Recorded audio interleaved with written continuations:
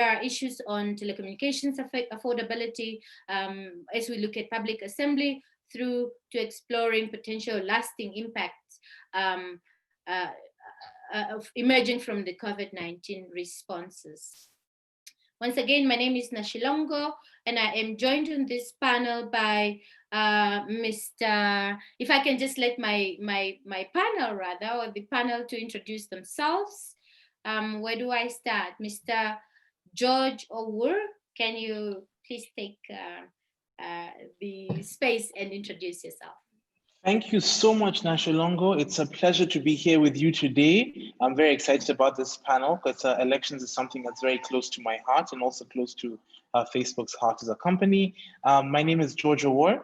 I am the Public Policy Manager for the Eastern Horn of Africa for Facebook, and I'm based in sunny Nairobi. Well, sunny for today. Let's not, tomorrow, who knows? Yeah. Great, thank you. We also joined on this panel by Mr. Jean-Pierre Kurunziza. Jean-Pierre, if you can take a chance to introduce yourself, please. Hello, my name is Jean-Paul. Yes. Oh, okay, Jean-Paul. Yeah, because if we speak Jean-Pierre, they get confused with the name of the former president. Correct. Of Burundi. Correct. Yeah. So I am Jean-Paul from Burundi. I'm a member of the local chapter of Internet Society. I'm also a fellow at CIPESA right now. Yes, I've been involved into digital policy since around 2013. Yeah, it's a pleasure for me to be here. Thank you. Thank you for being on this panel. We were still waiting for Mr. Michael from Malawi. I hope he will be joining us very soon. I'll start quickly just to give a background from Namibia in terms of elections, and especially during this time of COVID. And I'll expect, from my side, I will expect Jean-Paul. Can I call you JP? So I'll give it over to JP to give us a picture from his country, and then thereafter Mr. George Owur, if that's okay. All right. So for Namibia, we recently held our presidential and National Assembly elections last year. That's towards the end of the year, and consequently have been having supplementary elections made possible by either resignations or death or promotion to the National Assembly.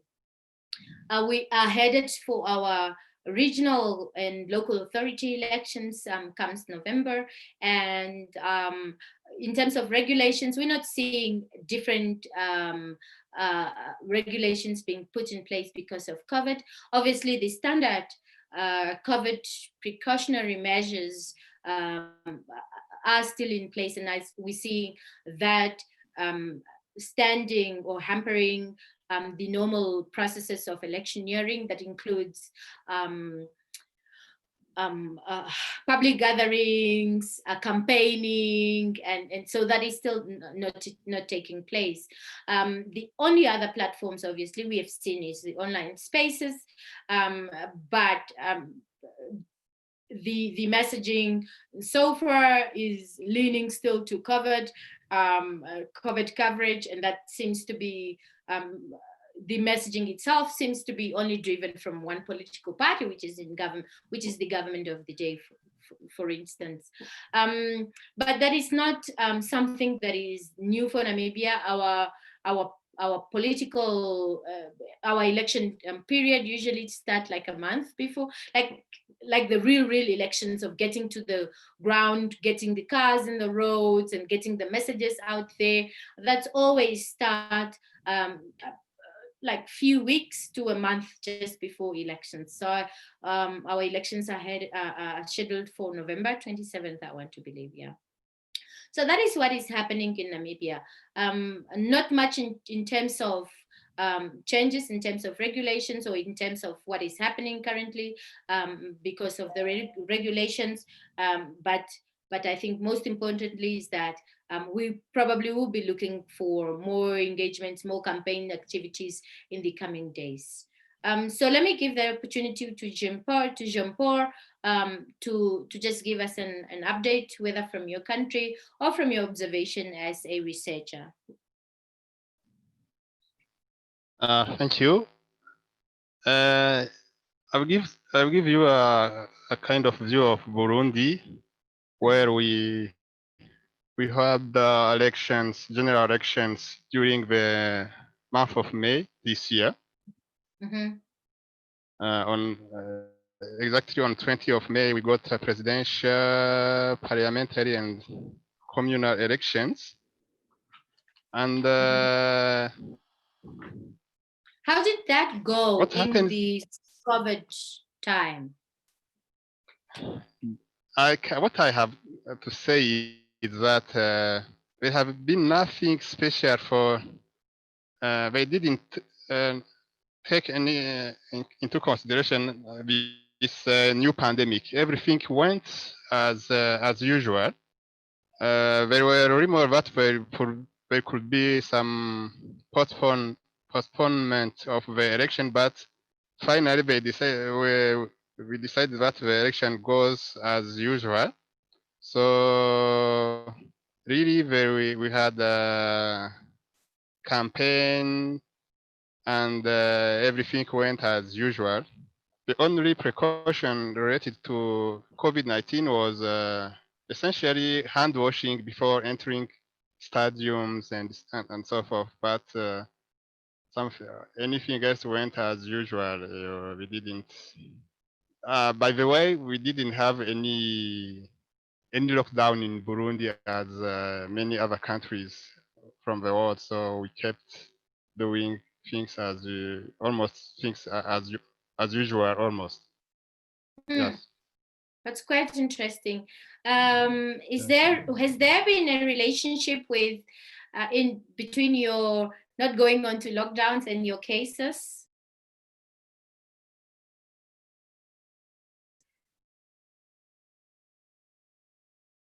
I beg your pardon? Sorry, JP. I was just asking if there has been any relationship between your not going onto lockdown and your national cases, but also I want to understand. So how have the other measures been observed that in terms of COVID regulations in Prevention. in avoiding?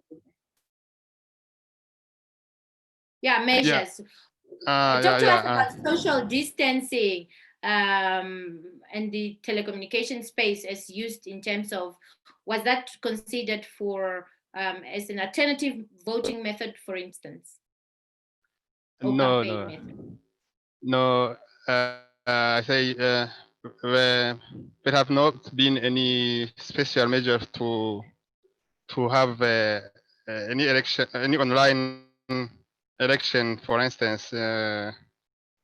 Everything went as usual. There are people gathering in public meetings, but there have been just, as I said, hand washing, a bit social distancing, but it was just not. It was just said this social distancing, but when stadiums there are many people in stadium, it's not easy to follow this regulation. So what we saw is really like people didn't adopt really this social distancing as it could be done. Yeah. That's quite interesting. Thank you. I'll be back to you, Jean-Paul, later. But I also just want to acknowledge our attendees for this session. We see we have got a number of people joining us on the session. Please feel free to engage in through our chat. If you've got specific questions, please leave them there. We'll be monitoring them. And I'll give the opportunity to Mr. George Owur, who is the Public Policy Manager for East Africa for Facebook. George, can you just tell us what have you been observing, especially in the East Africa region, in terms of elections, and what have your platform instituted during this time? Thank you so much, Nash. Thank you for this fantastic opportunity, and JP, your insight was really fantastic. So first, I think it's important just to note that elections are something that's important to the company, and of course important to all of us, right? Because it's our one time that we're able to use our voices. So just to sort of frame the scale in which that we are dealing with, we have over 3.14 billion users every single month coming onto the platform. So protecting election integrity is essential. And I don't want to spend too much time on the specific stats, because what really we want to spend time on is understanding the context and how what we've put in place is able to deal with the real world and when the issues come up during elections, especially on the platform. So we have over 35,000 people who deal with both security and safety on the platform, and over 40 teams working on elections. And how we look at it is that, look, we have three objectives when it comes to elections. Number one, are we preventing interference? Number two, are we removing the harmful content and reducing any misinformation that could potentially cause any trouble on the platform and in elections? And number three, are we increasing transparency? So when it comes to preventing interference, we look at it in three ways. First, who is doing it? We look at the actor. We look at what kind of behavior they're trying to influence the election, or for some reason suppress freedom of expression when it comes to elections. And exactly what are they writing in terms of the content, right? So one of the biggest issues that we see is coordinated inauthentic behavior. This is basically when you have fake accounts trying to drive a particular agenda. And really, this could be domestic, it could be non-governmental campaigns, but the main part is that the fake accounts is central to this operation. Cracking down on fake accounts is something that's very, it's a very complex thing that even I sometimes struggle to understand how many times, how difficult it is.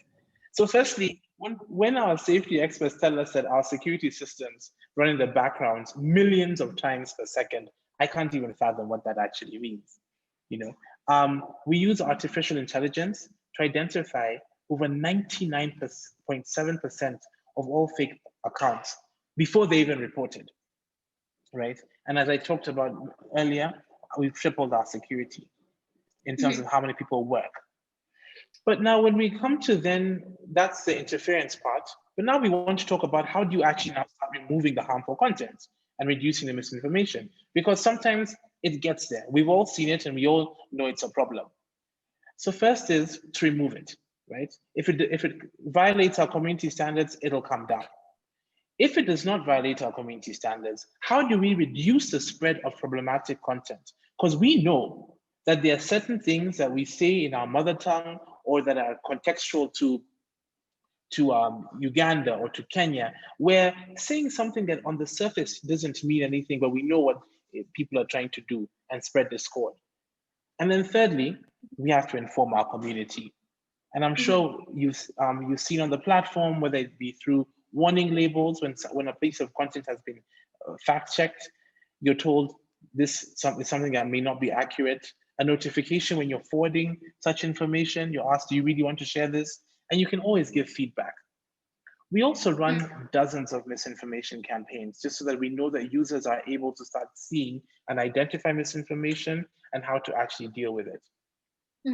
So finally, John, go ahead. Please go ahead. Yes, my sorry. question had to, my next question was then, what I think on the continent, and you might not be able to speak for the continent, but so far 5 countries on the continent has postponed elections. are you saying, especially at this time, in reference to unauthentic content that you just spoken about? Yes. Are we seeing more increase of inauthentic campaign methodologies, messaging now during COVID, as in compared to previous times, for instance? Well, I think that's a fantastic question. So in general, it seems that the user engagement is up. So more people have time, people have moved onto digital, onto platforms such as Zoom. Of course, people are using more WhatsApp or Facebook. So what we're seeing is that even if countries are postponing their elections, number one, internally, our work doesn't stop.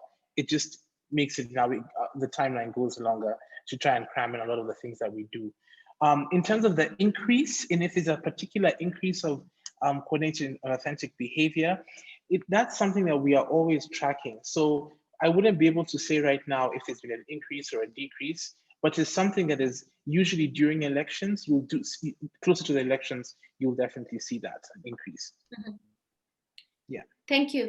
Let me move over to Jean-Paul. JP, are you still there, right? Yes, yes. Okay, so talk to me about your past elections in terms of the results that has come out. Would you say that there has been a sort of coordinate, is there like a reflection of the election results to the times that we are in, like George was saying, that people are more online, possibly have consumed information that is authentic or not authentic during the time, and that you believe that has shaped the results of the elections? Thank you. What I can say is that maybe some few people didn't want to go on the ground for campaigning, so they some main parties used to broadcast their electoral campaign meetings on YouTube and Facebook. Some used Twitter as well to touch on their supporters. But I couldn't really say the fact of COVID-19 did anyhow influence the result of the elections. Yeah. But some parties tried to, what I can say, some people tried to campaign using online tools. What I can say, yes. Okay, JP, still with you. In many African countries, we see, especially the rise of misinformation, always tends to be, extra high, especially during the elections. What would you say about this in relations to your elections in Burundi, but also just or any other observation that you've made on the continent? Yeah. In the case of Burundi, they have been before some months before the election starts. There was a law against misinformation. So but it covered mainly journalists. Journalists were invited to sign a code of conduct. The aim is not to stream the election results before the National Election Commission would do that. So they were signed a kind of memorandum of understanding. What else happened is that in previous elections, 2015, the elections were kind of violent.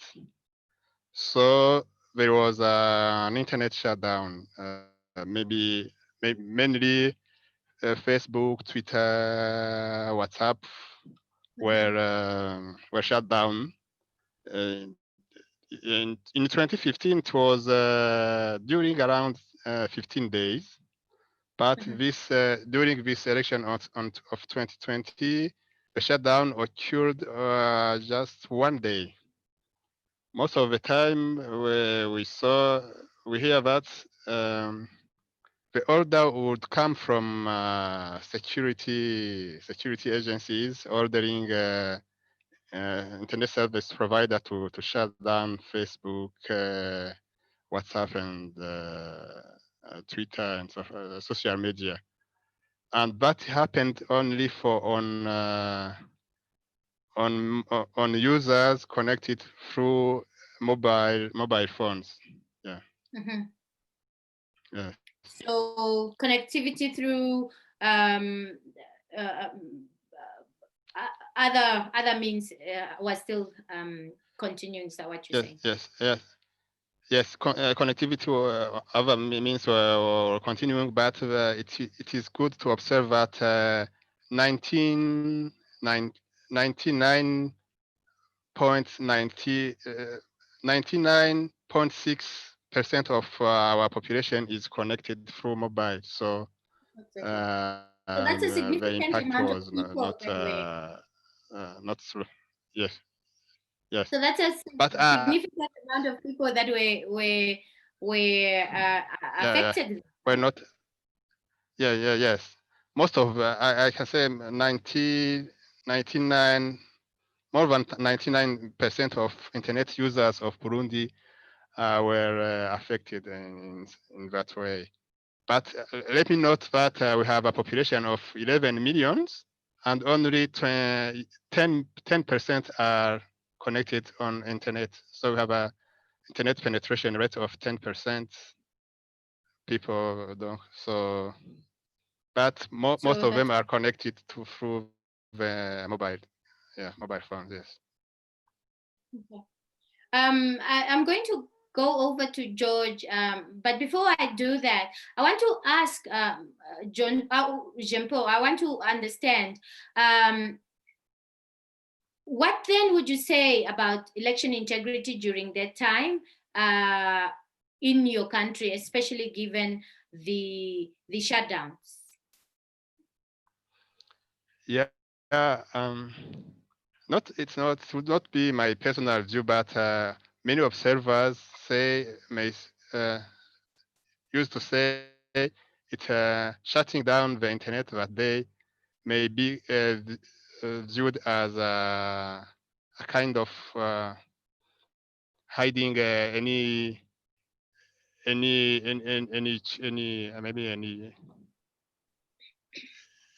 any cheating about the results. So people, the report from international organizations see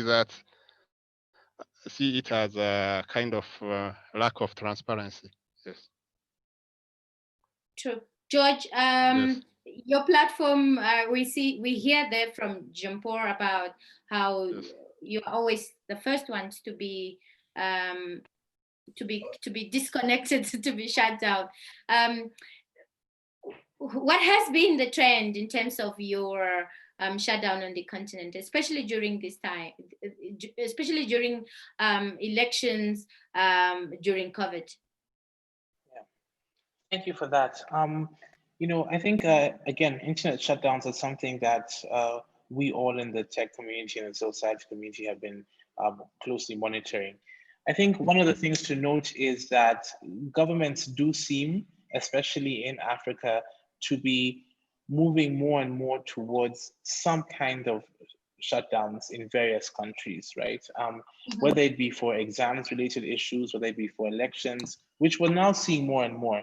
And then I think if you see the trend in legislation, I think what you're seeing is that more governments are being more vocal and codifying in legislation the fact that they are able to shut down the internet when required, or shut down particular services, be it Facebook, Twitter, etc. So the trend is on the up. It's something that is very worrying, and I think one of the things that we are doing to make sure that we are educating both governments working with civil society partners on the ground to make sure that governments actually understand the impact of these shutdowns. That sometimes they do it as a formula just, in the name of security, right? And Yeah. yes, there are definitely security concerns that they have to contend with, but then there are other ways to deal with them. And I think then also showing them that, look, from a freedom of expression point of view, what this means in terms of what it does for the integrity of your elections, and also what it does for the country economically. And all of those things are factors that are huge in elections. Mm-hmm. Yeah. I see also that, for instance, Facebook is running your COVID information or safety regulations, especially in countries. And I know that your Facebook has been working with especially electoral commissions or electoral bodies in specific countries. How are you mainstreaming those two messages of making sure that people know where to go and vote, but at the same time also making sure that people know or have access to information about safety precautionary measures, for instance? Yeah, so that's a very good question, because as people come onto the platform, they're looking for election information, they're looking for COVID information. You mentioned the info centers, which is specifically some we have specifically for COVID-19, which again, you can come in there, and we've partnered with international organizations like the CDC and other international organizations, as well as governments and ministries of health. So in each country, let's say you're sitting there in Uganda, you'll see particularly that we worked with the Ministry of Health in Uganda in order to populate that particular info hub. So again, if there's something election related that they would want in there that has a health element, it would be in there. But then equally, we also work with electoral commissions. We work with them on not only just how to engage citizens effectively on the platform, but as well as also trying to amplify the message about, in a particular countries, if you an election day reminder and those kind of things, just to amplify or give people enough space and the opportunity to go vote. So of course, then as we are seeing, let's say next month next month in Tanzania, that you are seeing that there'll be information that's running, but as well as depending on the partnership with the particular government or civil society member, you'll see different elements of the safety aspects, because every single country has different rules about it, right? So some countries are more strict about COVID than others are. Yeah. Great. Thank you. So, for instance, in Namibia, the past elections, which is the presidential and the National Assembly elections, we had, I think, the issue of voter apathy has been very, very strong, that not a lot of people actually do turn up for elections. And given the dimensions of precautionary measures in terms of COVID, we see that is most likely to still take place, or to even hinder people to go to elections. I'm just saying this in the background of our discussion. So Jean-Paul. So if I can just add there, and I think this is why Facebook is a fantastic opportunity right now to engage people who are saying that they're scared to go out, and it's a great opportunity for governments and society to reach out to people and say, hey, this is important. Your vote still counts, and it's still important. So this is a great example of how we can now come together in a different way and show up for each other, right? True. Jean-Paul, are you still there? Would you give us some highlights in terms of yes of what just George and myself have reflected to, and the relationship between the COVID measures and already voters' apathy?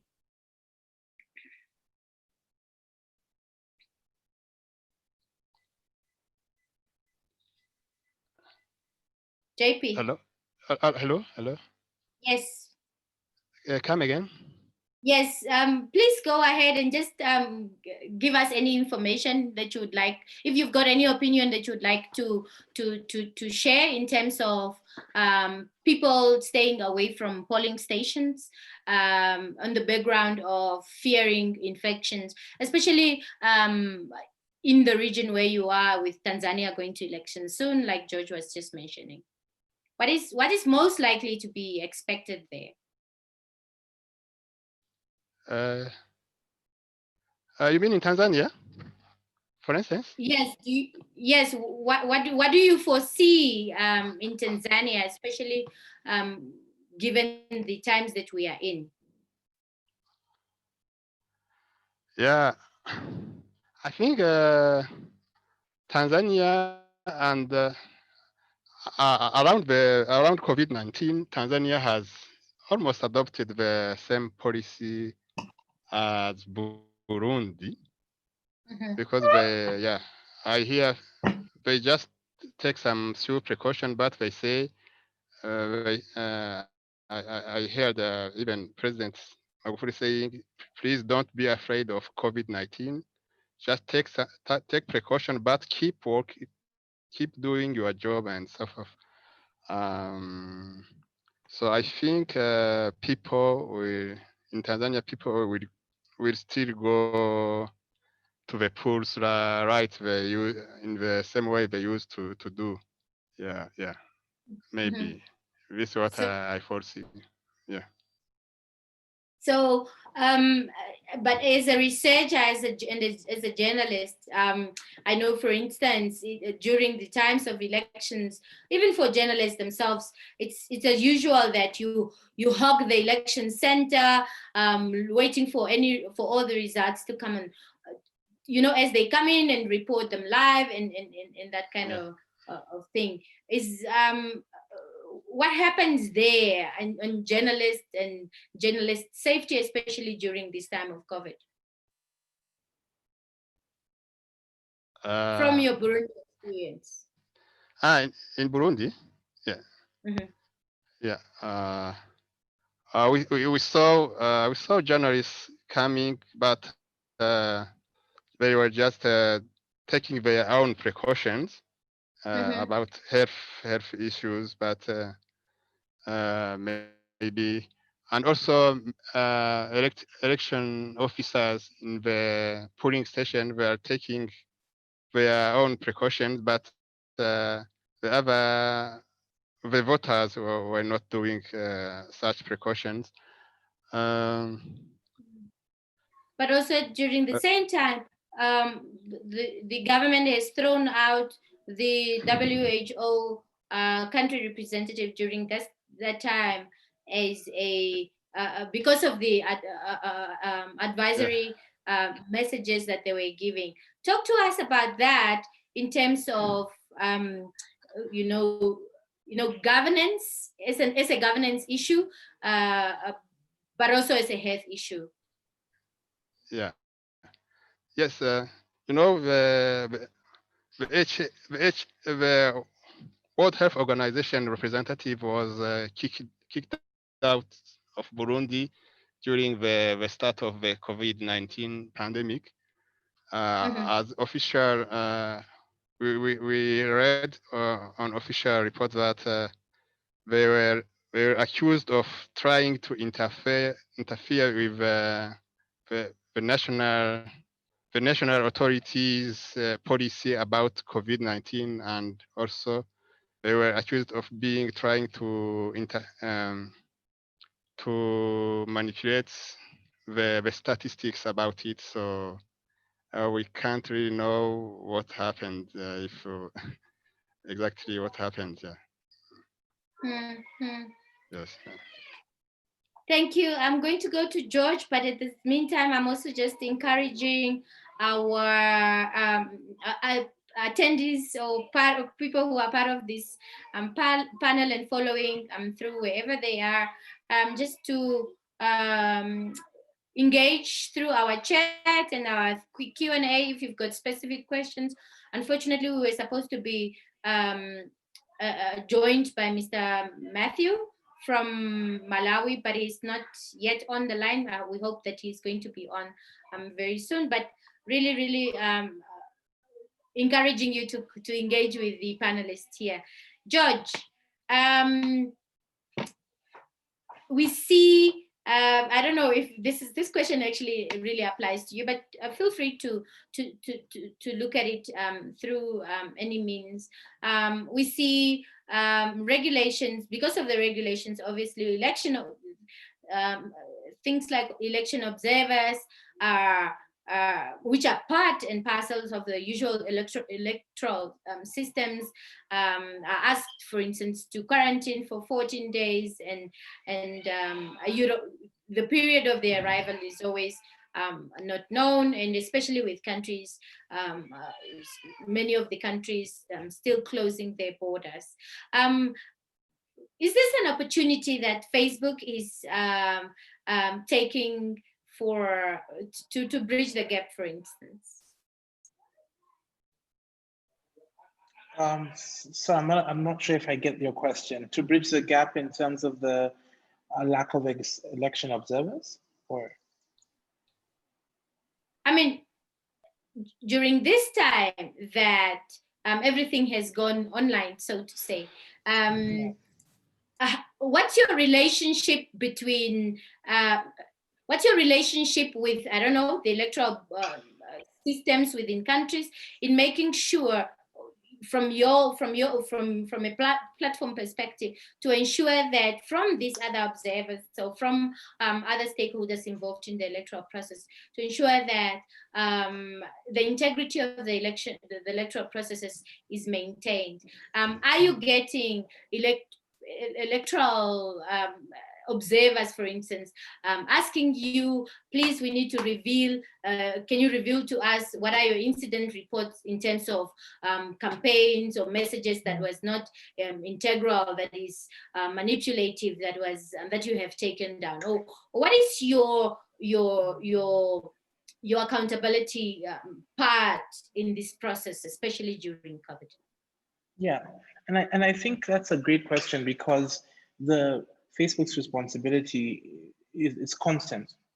We're in an election time, outside an election time, and I think it's important that, and that's why we release our transparency report, and why we're able to start seeing that, in that report, sort of detail some of the requests, or in numbers of requests we've gotten from government, etc. Now, specifically when it comes to sort of bridging the gap with election observers and things like that, I think what's very interesting is we must know that Facebook's role is just here to provide a platform for people to come together, right?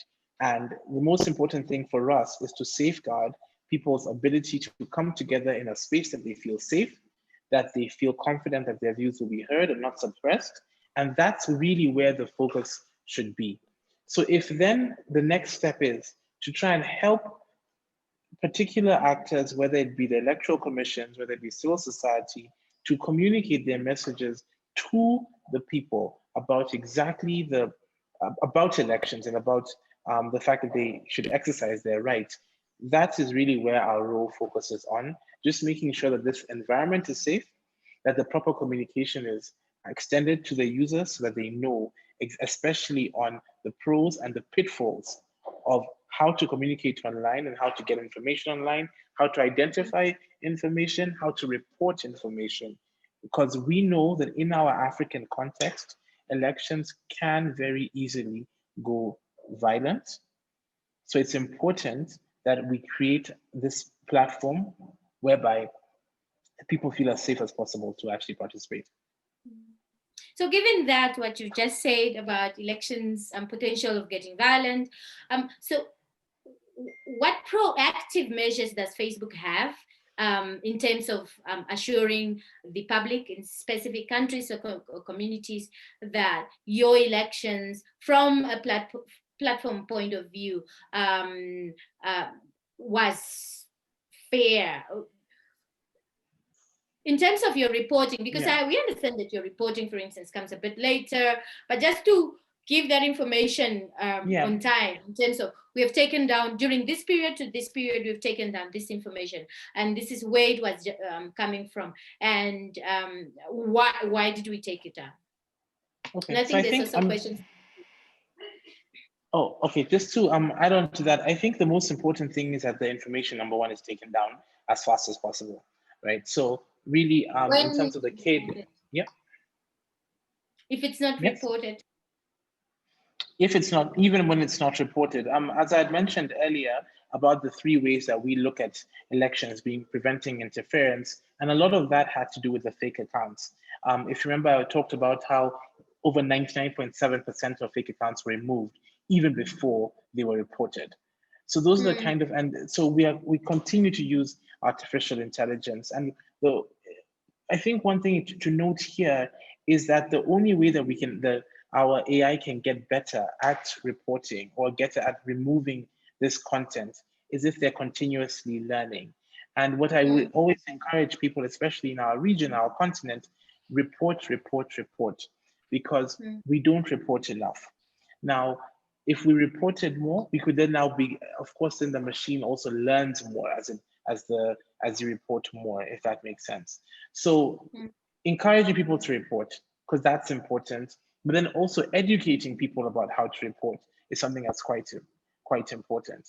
And so I also talked about, in terms of what we are doing, in terms of our efforts to reduce and eliminate the misinformation on the platform, which is, again, it should remove the content. How do we reduce it, even if it does not violate our community standards, and how are we keeping people aware? Thank you. There's a question from the floor, and this is directed to you, George. It's asking, what is Facebook doing to counter misinformation, especially on WhatsApp, that could harm the electoral processes in countries where the app is major and largely an unregulated platform? Yeah, that's a really, really good question. And if you just allow me, Nashilongo, just to take a bit of time on this, specifically WhatsApp, because WhatsApp is something that is everyone a lot of people on the continent use, and it's essential to daily life, but also plays a role when it comes to elections and general misinformation. So when we're talking about WhatsApp, we have to understand it's private messaging, and it's completely different. We need to realize that 90% of messages are actually between 2 people. The average group size of a WhatsApp group is fewer than 10 people. So when I hear those statistics, I'm thinking my family is 25 alone. How can the average size be 10 people? But that really is what the statistics that we see. And it's important to note that it's end-to-end encrypted. Why am I saying all of this? I'm saying that because there are different ways that we look at preventing abuse, especially in election-related areas. So what is normal WhatsApp behavior? George is going to text JP or WhatsApp JP. JP will WhatsApp somebody else. It's 111. However, when we start to see abnormal WhatsApp behavior, that is when one account seems to be messaging many different accounts and not even users who are not even in their particular phone book, then we're able to see that's not something that is good on the platform. So we ban over 2 million accounts every single month. And just for the question that was asked, 75% of those are banned without us even receiving a user report. So if I could just finish by talking about some things that you've seen practically on WhatsApp. How do we actually reduce virality? Messages can only be forwarded a maximum of 5 times. If I tell you that change reduced forwarding behavior by over 25%, resulting in over 1 billion fewer forwarded messages per day, it shows you that actually behavior can be changed. And just to finish off, you've seen things like the forwarded label when a message has been forwarded, and you know the sender is not the one who actually created it, as well as the frequently forwarded label, where it highlights a message has been forwarded more than 4 times. Now, all of these things come together as we try and reduce the amount of abuse and virality of misinformation on WhatsApp. Thank you, George. I hope that answers the question from the floor. JP, just want to check if you are there still. Yes, I'm there. So JP, talk to us about the virality of WhatsApp, the kind of information. This is not to counter George, obviously, just to give a perspective from your experience as a country that just went to elections now. Is the message, or what's the message from WhatsApp, especially during this time when people are sort of in isolation in terms of, like, even though you say that Burundi never shut down, did was that harmful? Was it considered harmful? And did it, to a certain extent, believe that it poses danger to the election integrity? Thank you. Uh, about the use of WhatsApp in Burundi, WhatsApp is very popular here in Burundi, first of all. And about WhatsApp and election, let me go back a bit on the election on what was held in 2015, which had been a bit violent here in Burundi. Thank you. So, before the WhatsApp shutdown, there were really many rumors. It was interesting to see that the same message was forwarded today. So, for instance, they say, there is a group of armed people who are going to attack your neighbor. Please take precaution. And then you could ignore it, but 2 days after you see the same message coming through the groups saying, Yeah. so there is almost the same content, the same message, the same content of the message coming, and say almost the same. So anyone who could not be mentally strong enough could could be even try to go out of the country and flee the country. So sometimes, as WhatsApp is very popular, also people used to use it to spread some rumors like that. Yeah. But George, this year, that sort of attack your answer, your previous answer, right? Because even here in Namibia, especially amongst the young people, and we have an opposition. It's like a young people movement that is really upcoming, and that is sort of contesting for the same seats as government, and becoming a sort of a change maker in the political space. They've been very they have taken obviously advantage of technology and social media as platforms, with thousands of followers on Facebook and within the groups, but also through Facebook, through WhatsApp messaging. I'm quite surprised that your average WhatsApp group is 10 people, and possibly this is a global picture and not really in Africa, because like you mentioned, in Africa, even a family group has a lot of people. So given that, I was actually alluding to the fact that in that case where more and more young people are on social media, especially on social media, and especially during this time of COVID, when in isolation, people are really consuming what is said on especially your platforms and your WhatsApp, and the challenge is, or the concern would be, for people that are going for elections for the first time this year, and the kind of messaging that they consume at this particular point.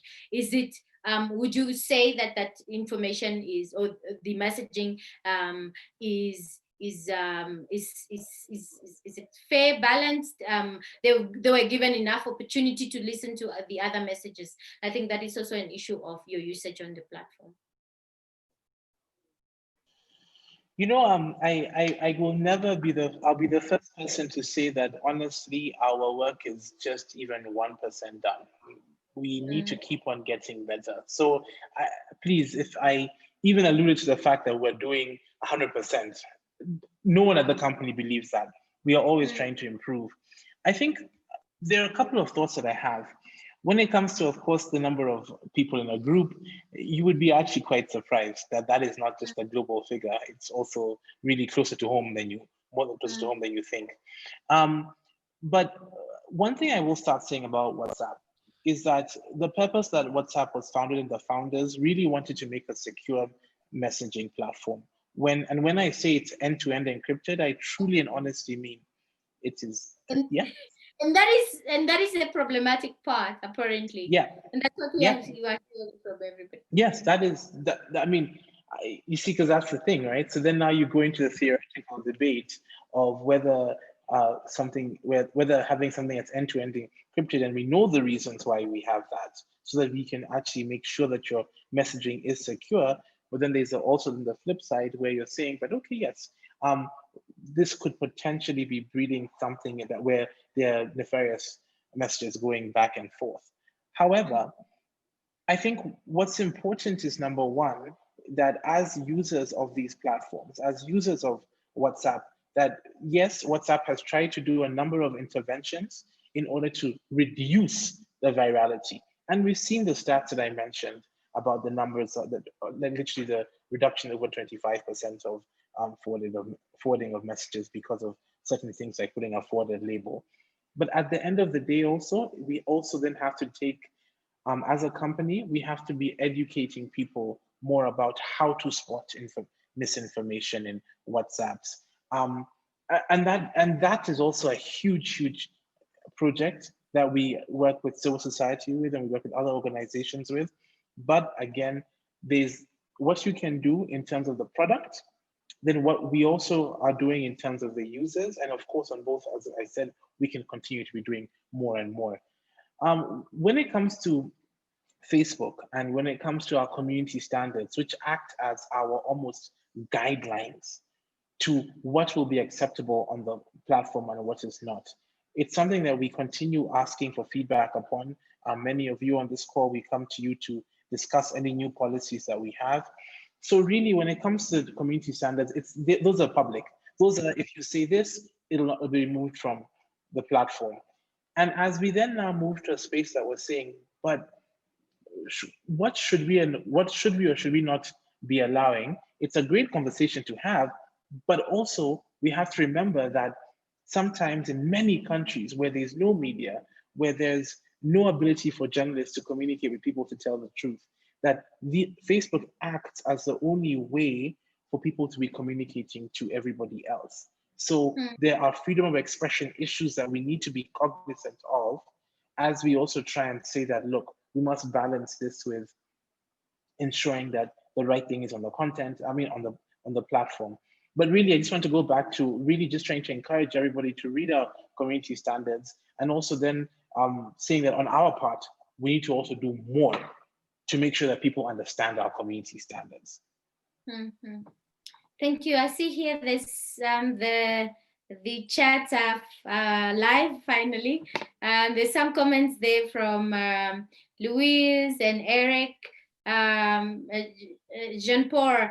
Just a general comment or question about the integrity of African elections, especially that our communications taking place through technological equipment and makings that are made somewhere else. What would you say about this? It sounds a bit espionage, but is it a point worth reflecting, as it's mentioned by Louise here? Yeah. So the question from Louise then is, how can we ensure the the integrity of the electoral processes, given that everything we are doing is through technological equipments that are manufactured somewhere else? Yeah, I think it is very hard to ensure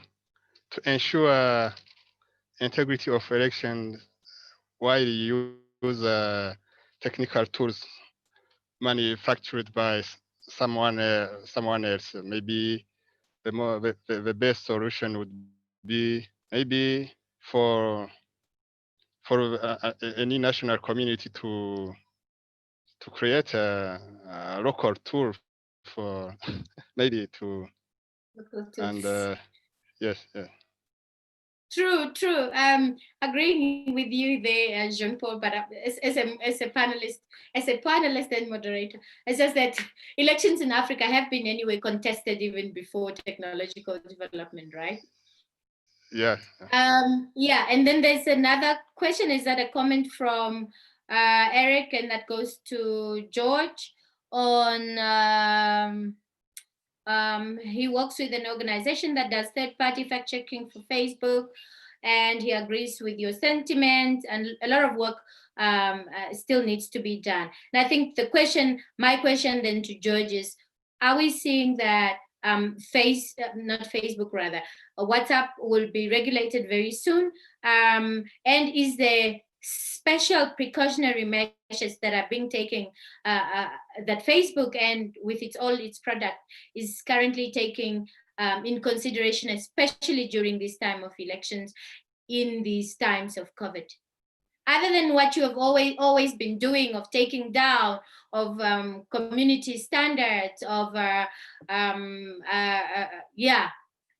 anything extra that you're doing, and of course telling people that it's safe for you to go and vote, and this is the voting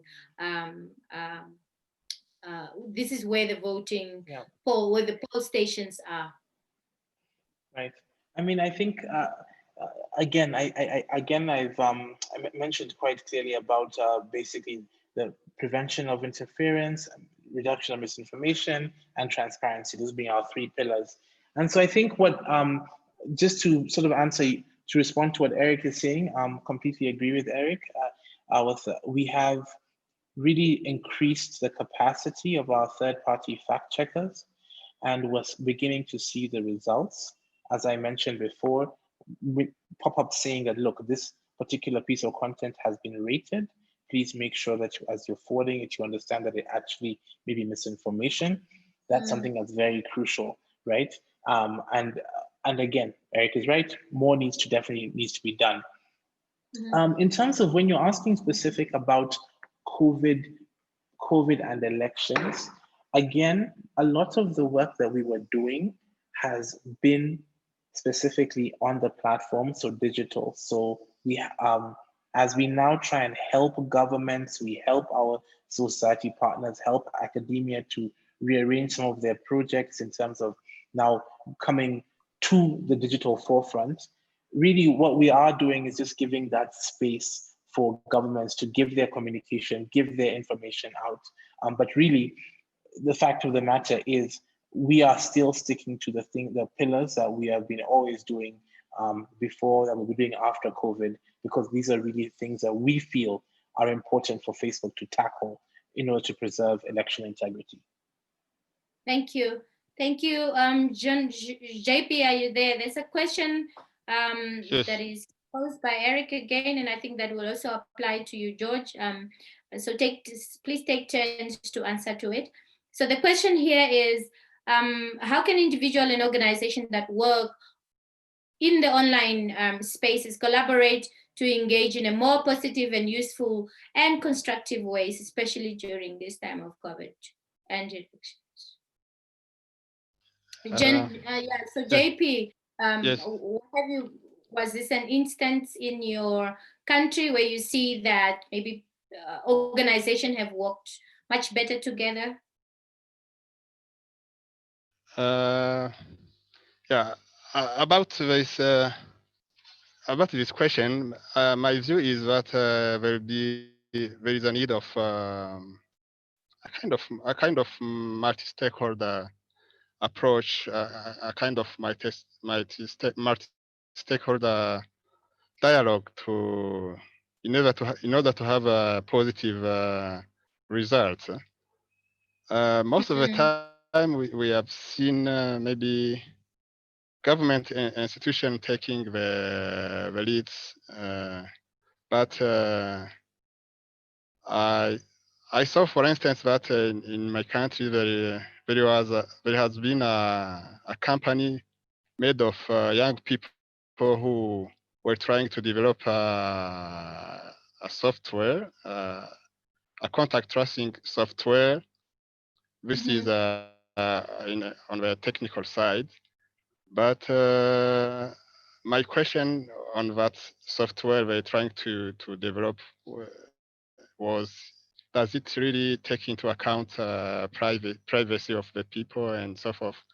That's why the technical people, right people, and government institution it would be better to have them together to manage the situation. Yeah. Yeah.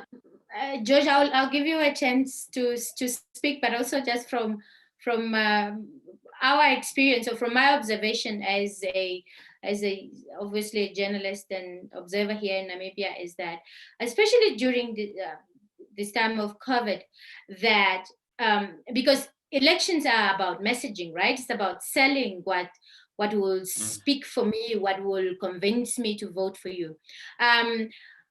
We are observing that the messaging on COVID, as it was during our time of quarantine and shutdown from March to now, that message is centralized to the presidency and the Ministry of Health and the specific government officials that must be speaking on these issues, right? So that becomes the message that voters are consuming. And because of that, and this is something else that a colleague of mine have said, that even during this time of COVID, even your worst president, your dictator, is looking so good. It's looking so good because they've got a platform, they're promising people, they're telling them, listen, we are controlling this thing, there's decline. There's that constant messaging every time from the state. Is there a space, and I think this question I'm really not asking you, anybody, and just throwing it out there, especially to people who are going to elections also.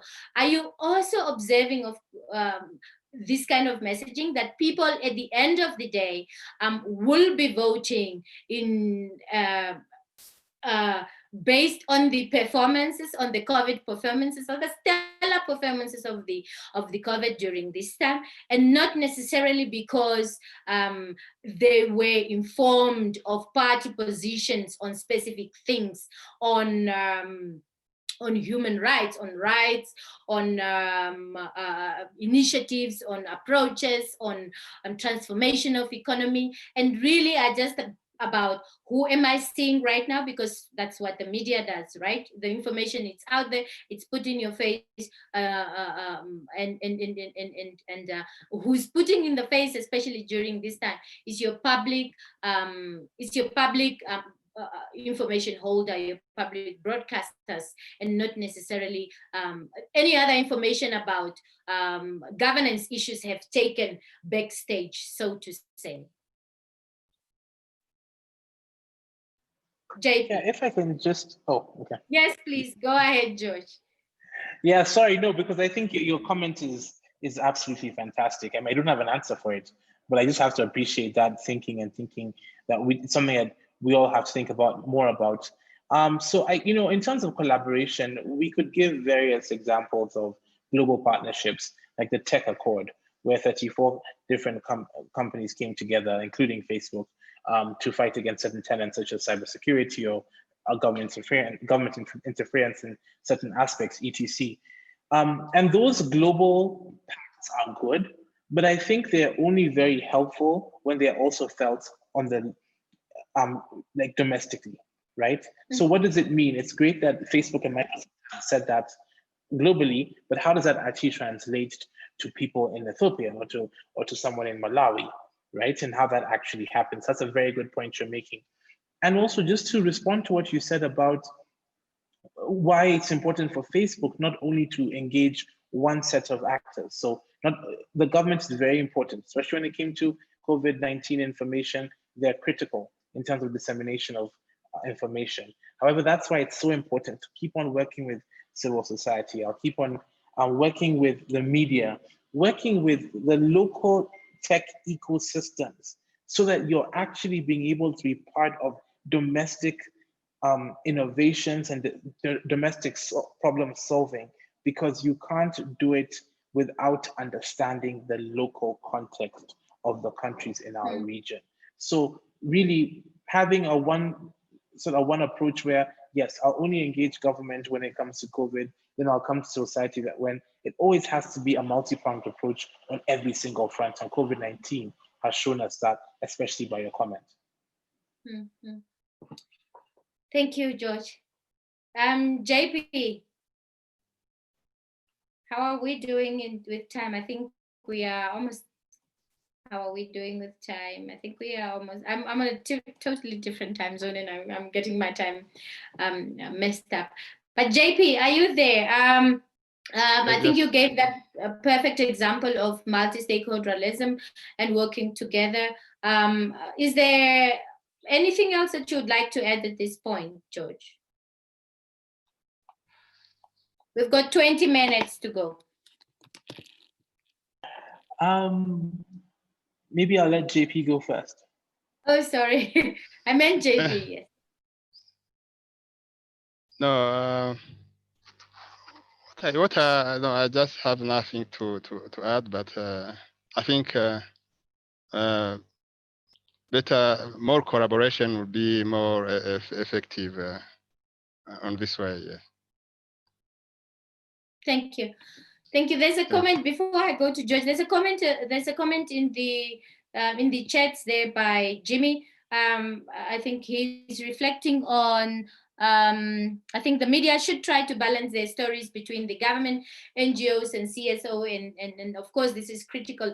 And I want to give further examples, and I think this is happening everywhere else, especially during this time when issues of accountability and transparencies are all supposed to be coming forth in terms of even just how much money is being spent on COVID tenders and supplies, for instance.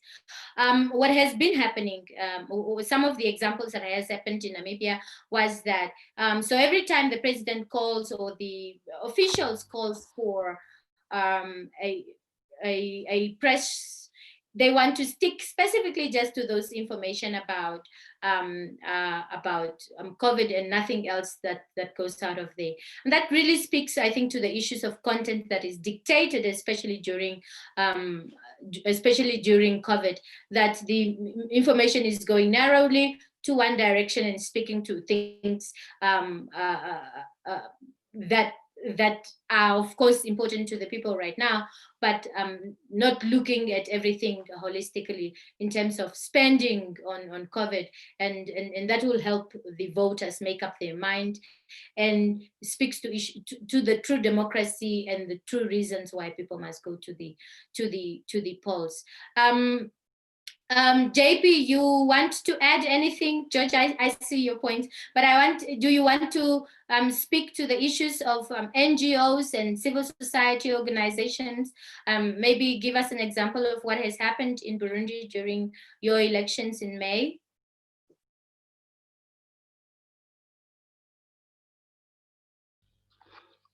Yeah, just some comments. You know, there was as I said before, journalists were given have been signing yes, code the code of of conduct. Conduct. Yeah.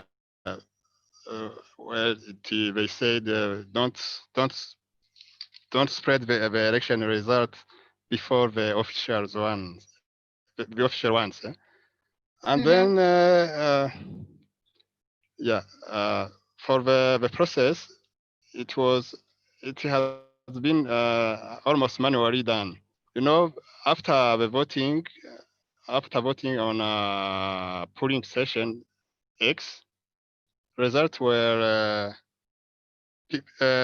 officers were sending the results to the electoral commission via some electronic communication tool. I don't know, but to validate this result, there was a need to have the paper, you know, the hard Yeah, paper, the hard copy, paper trail. brought to the capital city for validating it.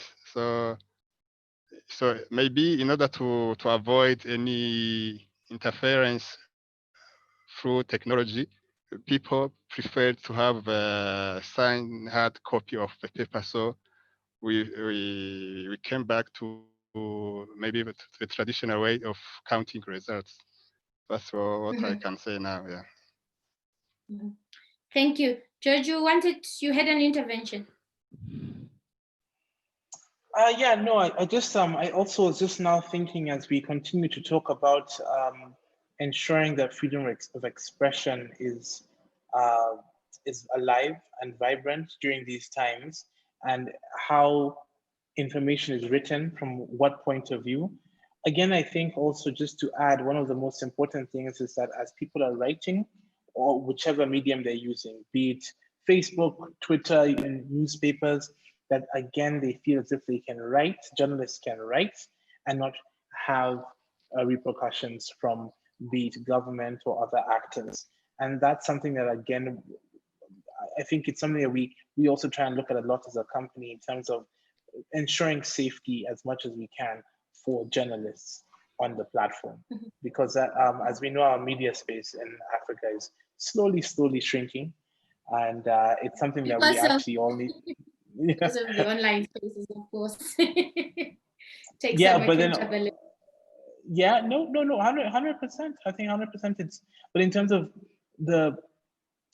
I think what I'm trying to say is that in terms of the tenets that we have for freedom of expression, as much as these online spaces give us an opportunity to actually voice our messages, it also shows that we are becoming, the tolerance for those communications are becoming less and less by our governments, and it's something we have to keep on thinking about.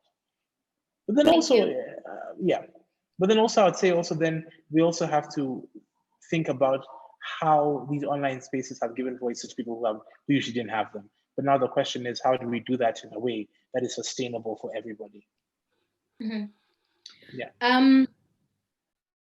There's another question here from Musa Kebiru, Joseph Champia. Please feel free to take it.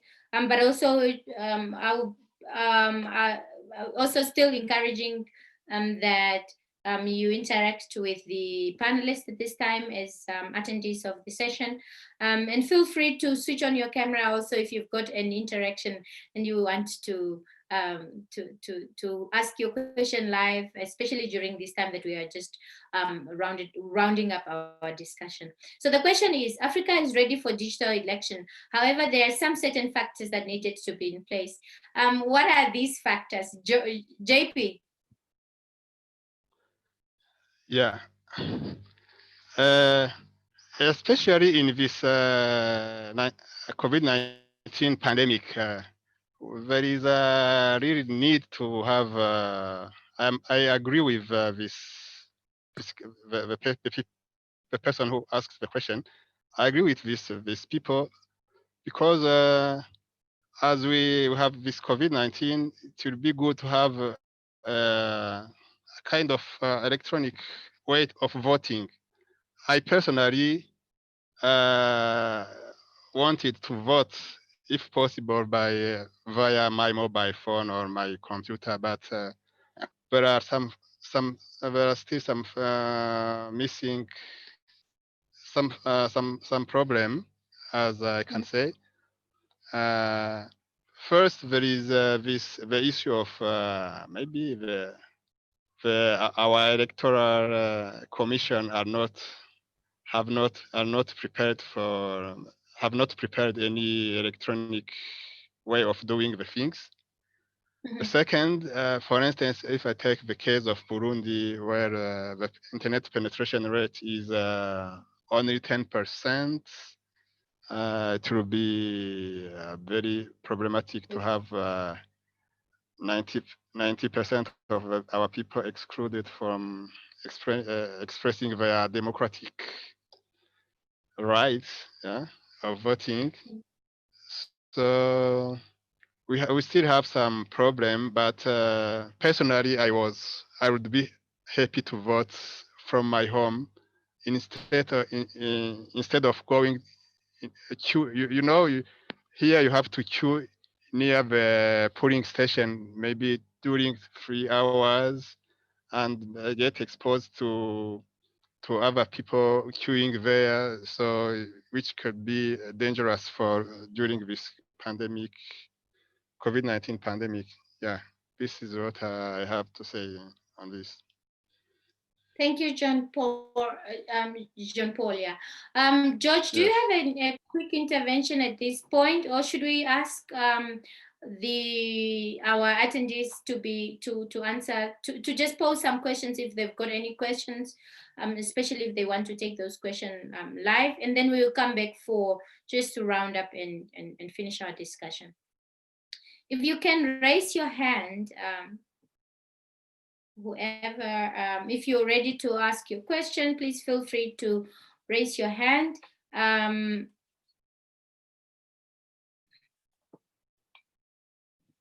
Not seeing any hands raised, but also maybe I could ask at this point. I see some of the colleagues that I know, people like Felicia, Antonio, Jimmy Kanja. Jimmy, you just had your elections earlier this year. Are you able to give us a contribution, because we were supposed to be joined by a panelist from Malawi who needed to reflect on the experiences there in Malawi.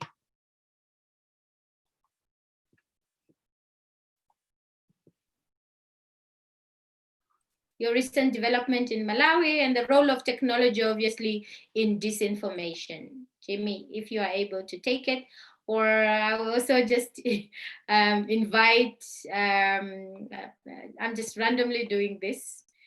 Felicia, Antonio from Texas now. It's fine. Yes, Nashilo, I think I can say something about Malawi. But all I missed, I think, the first 30 minutes or so of the discussion. So I hope I'm not going to be completely off point. I think Malawi, I think, had one of those maybe unique situation, meaning voting during the pandemic. But given the political situation in Malawi, I think most of us agree that it was necessary that we had that election, because you remember the pandemic coming in between the 2019 election that had been annulled. So the government that we had then did not have the legitimacy it needed to, for example, take some serious measures to mitigate the pandemic. So we needed a government that had sort of authority or mandate of Malawians to make decisions. So I think we had no choice one way or the other. It's either we remained with the other government without elections, but a government that had no legitimacy, or we take risks, have campaigning, and move on with elections, and then maybe have a government that has a legitimacy. So one way or the other, I think the elections had to happen. Okay, thank you. Talk to us about the usage of technology during that time, and to deal with disinformation, especially during that very critical time. Jimmy.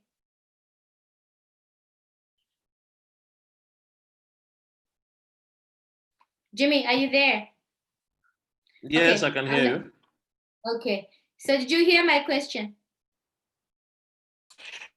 Yes, I think ironically, at a time when people have been talking about using technology for elections and whatnot, there wasn't much this time. Literally, the voting was manual at the outcome of 2019 elections, and this time around, I think electoral body decided we're going to do everything manually. So what happened is, at every polling center, after the voting is closed, they counted the votes right there, fill up all the forms, and then make sure there's all the security in place to transfer all the documents to the main tally center. So there was nothing like using computers, transferring data and all that. I think that was necessitated by what had happened in 2019. And this time, everything was a bit more fragile, I think. So if there's anything to do with technology, then maybe we can come back to the use of social media, WhatsApp, Facebook, and Twitter, where people were able to post the numbers and figures from different polling centers. In fact, by the time the elections were announced on 27th, everyone knew what the outcome was. In fact, we knew the precise percentage and how the voting had gone, because we're able to access voting figures from every polling center and constituencies across the country. But the counting itself, or the process itself, was manual. What was more technologically based basically was how people shared that information. Mm-hmm. And I agree with you. We all saw those blocked out sheets from the election centers, written with pens, and I think that that really spoke to issues of technology and people sharing that information. I have asked Felicia to speak to us on issues of. Felicia works for Access Now and works on, I think she's one of the campaigners for against internet shutdowns. Felicia, what are you seeing on the continent in terms of shutting down, especially during COVID and during these election times? Thank you very much for catching me on the spot. And yeah, very interesting conversation, and I really enjoyed some of the points that we raised. With regards to internet shutdowns, unfortunately in Africa, we've recorded incidents of shutdowns. As Jean-Paul mentioned, in Burundi, there was a disruption. In Togo, we did record a shutdown, and then Guinea during the referendum. And we have upcoming elections in Guinea on the 18th of October. So I'm just literally planning a campaign around that. And there is the big one in Tanzania. And with the introduction of the Electronic Communications Act, which contains very repressive provisions, it's quite worrying for us as human rights activists. But we are currently planning a campaign as well in that regard. Unfortunately, COVID hasn't stopped governments from shutting down the internet. We saw in Belarus around the elections that the government also shut down the internet and continues to disrupt internet access as we speak. And then aside elections, we've seen governments shutting down the internet during examinations, which is very worrying. And we continue to advocate for these governments to come to terms with the devastating impact of these shutdowns on human rights, on the daily lives of people, and to put an end to that. So mainly these are the snapshots that I can give. Thank you. Thank you so much, Felicia, for those important, for that important picture that you just pointed there. I think as we round up the discussion, I want to start with George.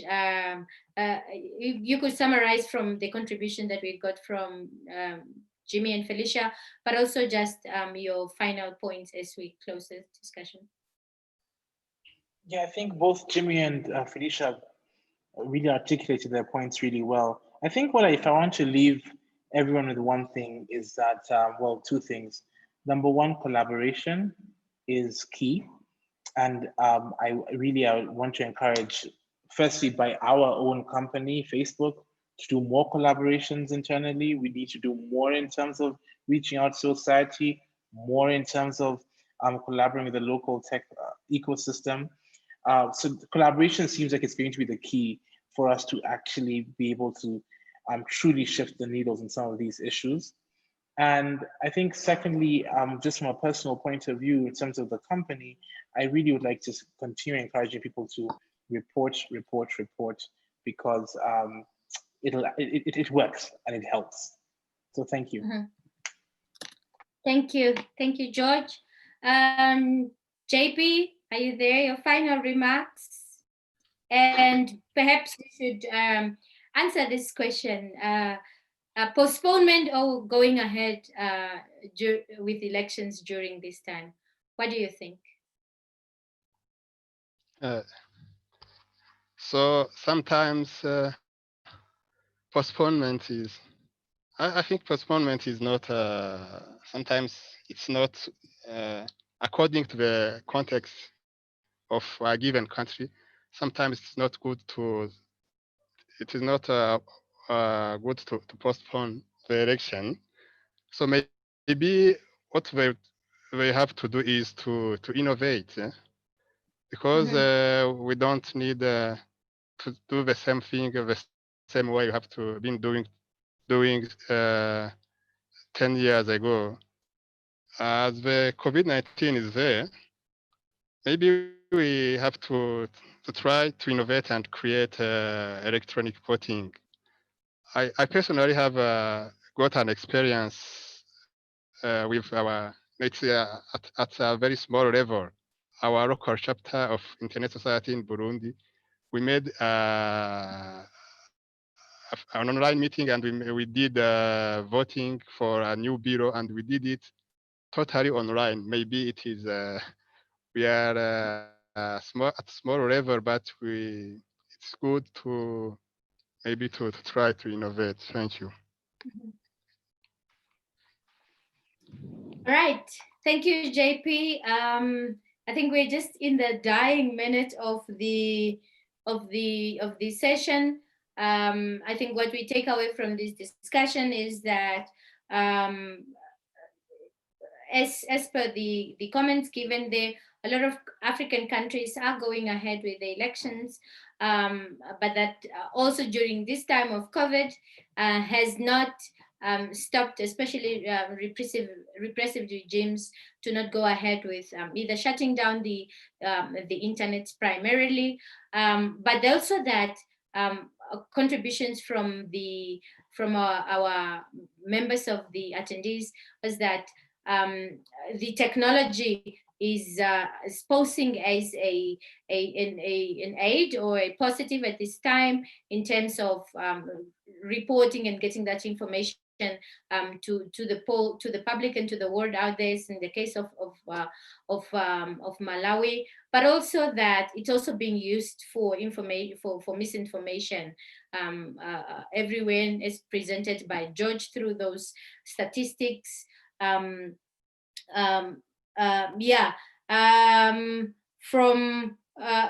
also from George, he mentioned that there's a code.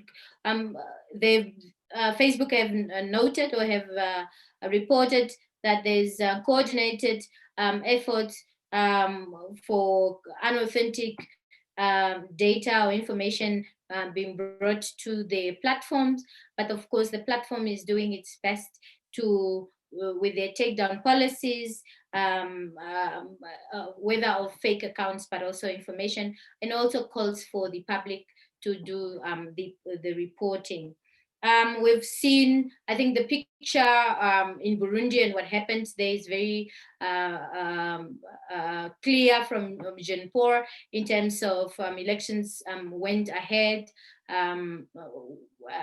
whether that has an effect on the elections or not. It's a discussion we might have to have another day. But also, I think interestingly also that issues of developments to WHO advices and what have happened there.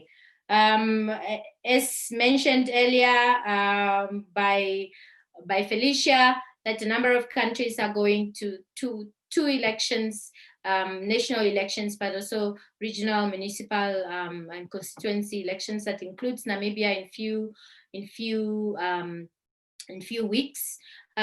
We've seen countries like South Africa, they're talking about postponement, especially of municipal elections, and possibly given because of the rises of cases in that kind of, in those communities.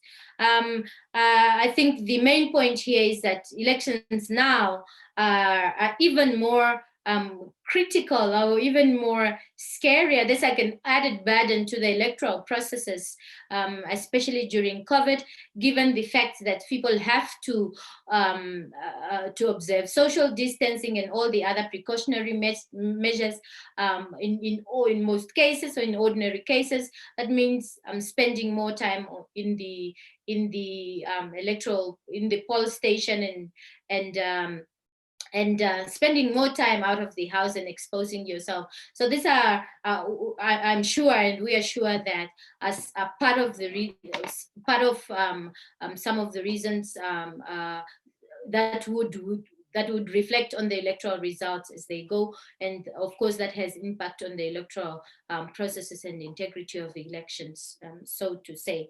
Yeah, so that's basically it from our session. Thank you so much for everybody who has contributed through the chats, through your availability when we had to call up, but most importantly, thank you to George, to Jean-Paul, and even Michael in his absence. And thank you to the CIPESA team for making this discussion still available and quite innovative in having this forum as taking place in its usual way, whichever, even though very, very unique. Thank you so much once again. And let's have a good day and jump onto the other sessions. That's it from me, Nashilongo. Goodbye. Thank you. Thank you all. Bye. Bye, everyone. Bye. Bye.